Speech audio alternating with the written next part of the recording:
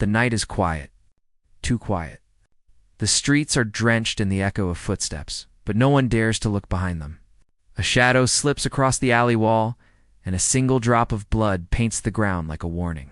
Some killers hunt for chaos. Some kill for money. And then, there's one man who kills with purpose. Tonight, two deadly worlds are about to meet. And when they do, the question isn't who will survive. The question is who will remain human. Section 1. The hook, cold open. The story begins with silence, broken only by the sound of a flickering light bulb. A man is walking down a narrow alley, his breath heavy, his steps uneven, his eyes darting from shadow to shadow. He knows he's being followed, but he doesn't know by whom. The killer club leaves no trace, no warning. Their victims disappear into the dark, swallowed by a secret society of executioners who thrive on fear. But tonight is different. Tonight, the predator is not alone in the dark. Somewhere, just beyond the reach of the streetlight, Dexter Morgan watches. His eyes are cold, his mind is calm, and his hands are steady. He doesn't move like a man, he moves like a ghost, silent and patient, waiting for the perfect moment. The man in the alley turns a corner, only to find himself face to face with two members of Prater's killer club. They step out from the shadows, masks gleaming under the dim light. Their movements are sharp, calculated, like predators who already know the end of the hunt. The victim's breath catches in his throat, but before he can scream, a blade glints, and silence falls once again. But Dexter doesn't flinch. He doesn't run. He studies. He memorizes. He understands the rhythm of their cruelty. These are not just killers, they are artists of destruction. Men and women who kill, not for justice, not for survival, but for power. And in that moment, Dexter feels the stirring inside him, the whisper of his dark passenger. The screen fades to black, leaving only the sound of a dripping faucet. Then the narration cuts through the silence like a knife. Some monsters kill because they can. Others kill because they must. But what happens when monsters cross paths with a man who hunts monsters themselves? Section 2, Introduction of Prater's Killer Club. They are not a gang. They are not a family. They are not even a brotherhood. Prater's Killer Club is something far more dangerous. It's a gathering of predators who share nothing but bloodlust and a taste for control. No rules, no limits, no loyalties. Each member is a storm in human form, and together, they are a hurricane that leaves nothing standing. The club does not recruit. It selects. Ordinary criminals are not welcome. Weak men and women never survive the trials. Only those willing to kill without hesitation, without mercy, without regret, are allowed to wear the mark of the club. That mark is not inked on the skin, it is carved into their souls. You know them by the way they move, silent, certain, and fearless. You know them by the aftermath they leave behind. Bodies arranged like puzzles, messages written in blood, secrets buried with the dead. Prater himself is the architect of this empire. His voice carries like thunder, his eyes colder than steel. He believes in only one truth: power is taken, never given. Under his command, the killer club thrives in the shadows. Hiding in plain sight, their influence reaching deeper than anyone dares to imagine. Judges, police, politicians, no one is untouchable. The club's hands are everywhere, unseen but always felt. A silent reminder that fear is the most valuable currency of all, and yet they do not kill for money alone. The killer club kills for sport, for ritual, for art. Each strike is carefully planned, each murder designed to send a message. We are watching. We are untouchable. We are inevitable. Their victims are chosen like pieces on a chessboard, removed not because they are enemies, but because they are useful pawns to break. Imagine a city where the night belongs to them, where every dark alley might hold a blade, where every sound could be your last. That is the world Prater has built. A kingdom of killers, hidden behind masks and shadows, bound together by a pact of silence. Betrayal is punished by death. Failure is punished by torture. And yet, within this chaos, there is order, the kind of order only fear can build. For outsiders, The club is a myth, a whispered story told in hushed voices. But for those who know, for those who have seen their work, the club is a nightmare made flesh. To cross them is to invite death. To fight them is to drown in darkness. And to understand them is to risk becoming like them. But there is one thing even Prater's killers do not know. Somewhere out there, in the same shadows they call home, another hunter is watching. And unlike them, he doesn't kill for power. He kills for something colder, sharper, far more dangerous. Section 3. Introduction of Dexter. Resurrection. The world thought he was gone. Lost, buried, vanished into whispers and unanswered questions. Dexter Morgan, the blood spatter analyst with the secret life of a killer, was a ghost of the past. But some ghosts don't fade. Some return. And when they do, they return sharper, darker, hungrier. Resurrection, that's what they call it. The night he steps back into the world of blood and silence, it feels less like a return and more like a rebirth. For years, he lived in the shadows of his own mistakes, trying to cage the dark passenger that clawed inside his chest. But cages break. Darkness leaks. And in the silence of his exile, Dexter realized a truth he could no longer ignore. He could not live without the hunt. Yet Dexter is not like Prater's club. He does not kill for power. He does not kill for chaos. His code, the code of Harry, is simple and absolute. Only the guilty may die.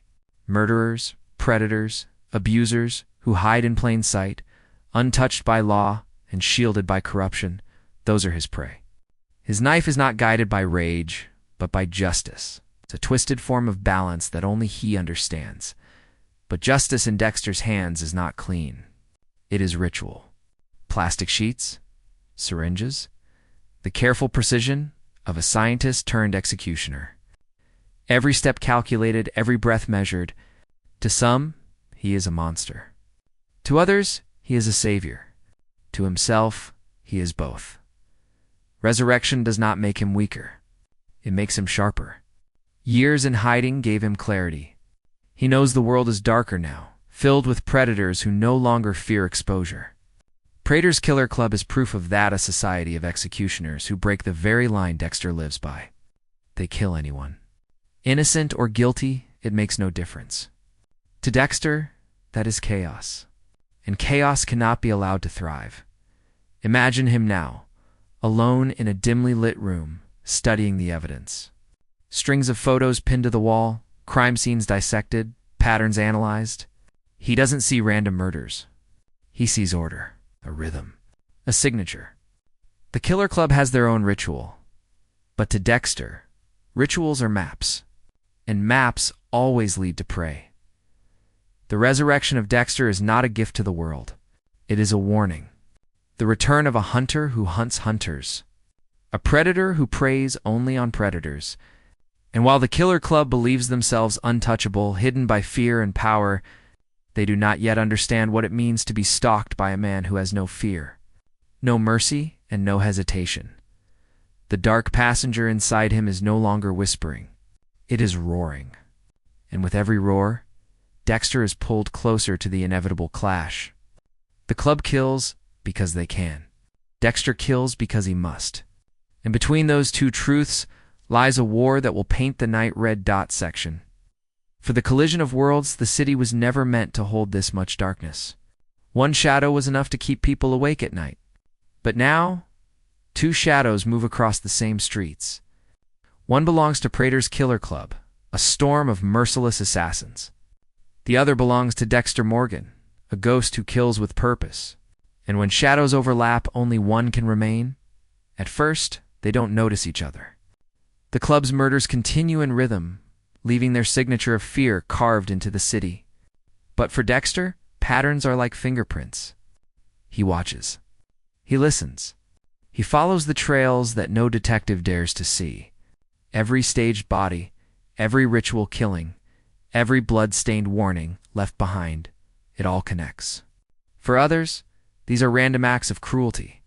For Dexter, they are a map pointing straight to the Killer Club. Meanwhile, the club begins to feel the shift. A hunt that once felt easy now feels haunted. Someone is watching them. Someone who knows their rhythm. Someone who moves like a predator. In their world, they are used to being the hunters. But now, the hunters are being hunted. It begins with whispers. Members of the club report strange feelings being followed, stalked, cornered. Some see him in the corner of their eye. Some don't see him at all, only the aftermath. A blade on their table. A blood slide left as a message. Evidence of someone who knows their game and plays it better. Dexter is methodical. He doesn't charge into the storm. He studies it. He blends into the city, hiding in plain sight, the perfect ghost among predators. By day, he is invisible. By night, he is everywhere. He learns their names, their patterns, their weaknesses, and with each discovery, his dark passenger grows restless, hungry to strike. Prater senses the change. He knows his club has ruled in silence for too long to suddenly stumble. This is not the police. This is not some rival gang. This is something different, something personal. And Prater, a man who never feared anyone, begins to feel the presence of an enemy he cannot see. For Dexter, the collision is inevitable. The club kills without reason. Innocents bleed under their blades. To him, that is a crime that cannot go unpunished. But for Prater, Dexter is not justice. He is a threat to control, a crack in the armor of fear he has built. Both men know what must come next. A clash not of armies, but of predators. A war in the shadows where the city itself becomes the battleground. Picture it, the empty streets at midnight. The hum of neon lights, the silence before the storm. Two forces, one chaotic, one controlled, moving closer with every step. Neither willing to back down, neither able to stop. The club hunts for power. Dexter hunts for balance. And somewhere between the two lies the truth. Only one darkness will consume the other. The collision has begun. Section 5. The tension builds, the city changes when predators sense another predator. The air grows heavy, movements grow sharper, and even silence feels louder. For Prater's killer club, silence was always their weapon. They thrived in it, moved through it, killed within it. But now, silence betrays them. Somewhere inside that silence, Dexter waits. It starts small. A member of the club, an enforcer, known for leaving bodies strung like trophies, vanishes on his way home. No witnesses, no traces. Only his empty car. Door still open, keys still inside. For most, it looks like a disappearance. But for the club, it feels like a warning. The truth is far darker. Plastic sheets, a steel table, the calm hum of duct tape being torn. Dexter's ritual has returned. His voice is steady as he explains the crimes, listing every victim, every life stolen without reason. The club member laughs at first, boasting about loyalty, about Prater's reach, but the laugh dies quickly, smothered by Dexter's precision. When the blade falls, it doesn't just kill it, sends a message. The hunter has arrived. The club finds the body the next morning. Not in an alley, not in the river, but arranged deliberately, surgically placed in a way that only a master of blood could design. To them, it is an insult. To Dexter, it is a signature. From that moment, fear creeps in. The killers who once felt untouchable now feel watched. Every shadow looks deeper. Every sound feels sharper. Conversations become whispers, and trust dissolves like smoke. Members begin questioning each other. Who is leaking? Who is betraying? Who is helping this ghost pick them off one by one? Prater feels the weight of control slipping. He rules through fear, but fear cuts both ways.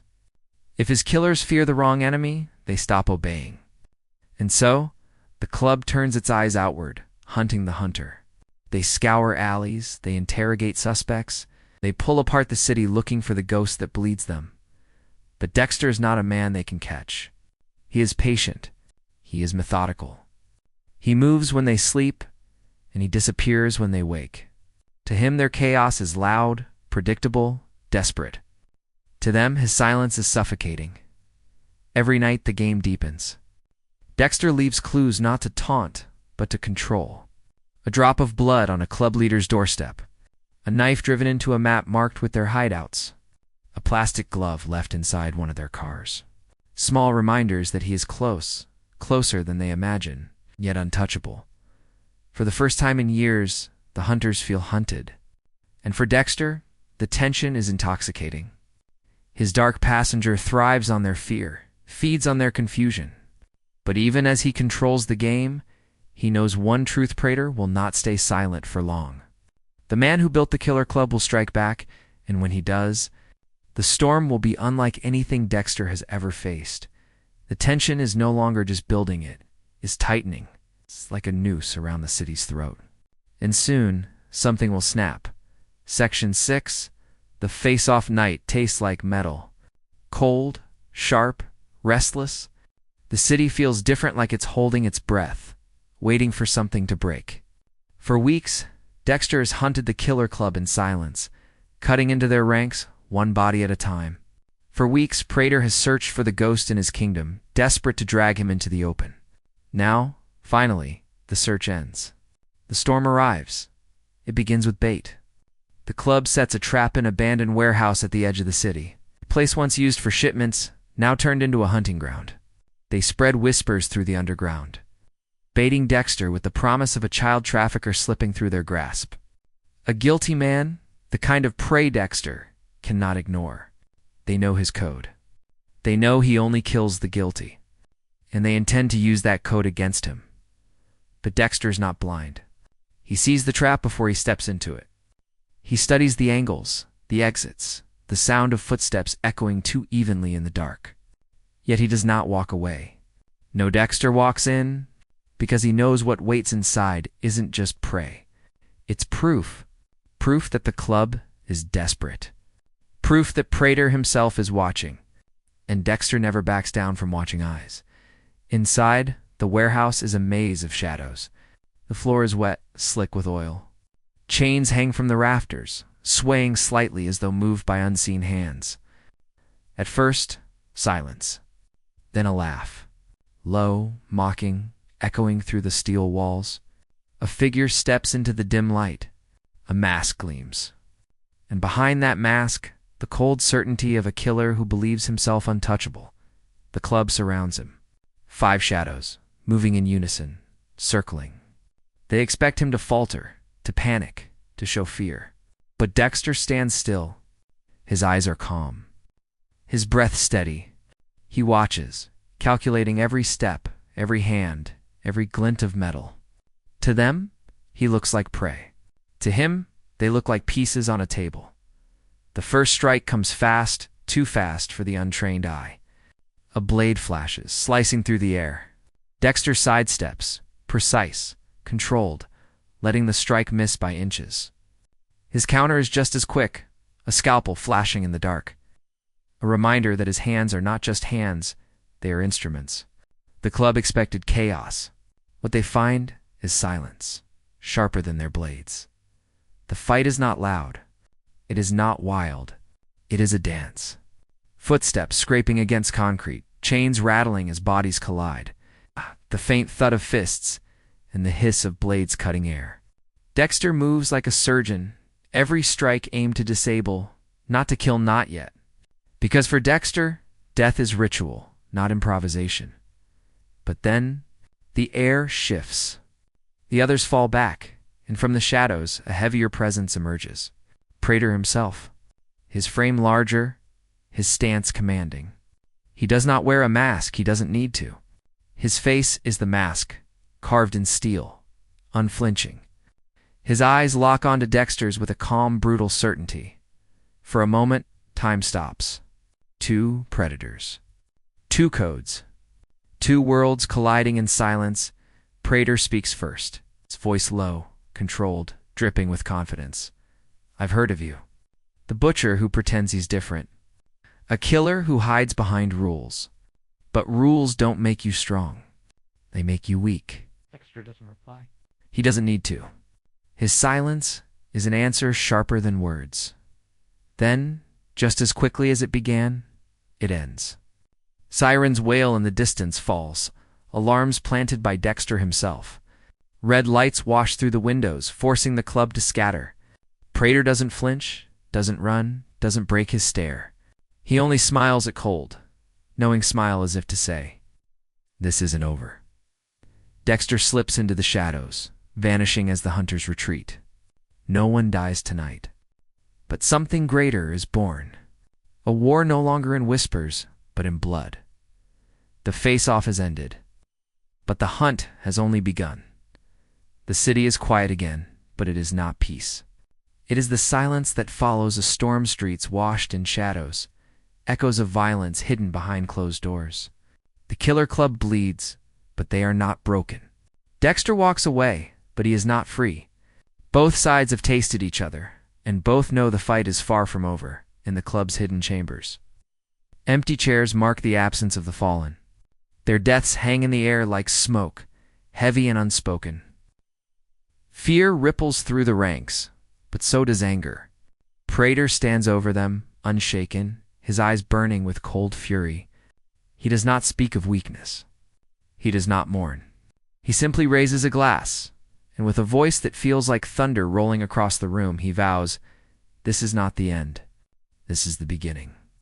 Meanwhile, Dexter cleans his tools. His ritual complete, his trophies sealed. Yet his reflection in the blade feels different now. The dark passenger whispers louder, restless with the taste of the club's blood. For years, Dexter killed to control his darkness. Now, for the first time, it feels like the darkness controls him, and still, he does not stop. He cannot stop, because the club is unfinished business. Innocence will keep dying as long as Prater breathes, as long as the killer club thrives in the shadows. Dexter's code demands justice, and justice demands blood. But the lines are blurring. Each kill pushes him deeper into their world. Each victory makes him look less like the hunter and more like the very monsters he swore to destroy. Somewhere deep inside, a question claws at him. Is he cleansing the world or becoming part of its rot? The screen fades to black, but not before one final image. Dexter standing at a crossroads. Storm raging behind him, the city stretching out ahead. His voice cuts through the darkness, calm, steady, certain. Monsters recognize their own, and this war is only just beginning. The silence lingers. Unanswered questions remain. Did Dexter outsmart the club, or is Prater pulling him deeper into the darkness? Is he their end, or their evolution? No answers, only shadows.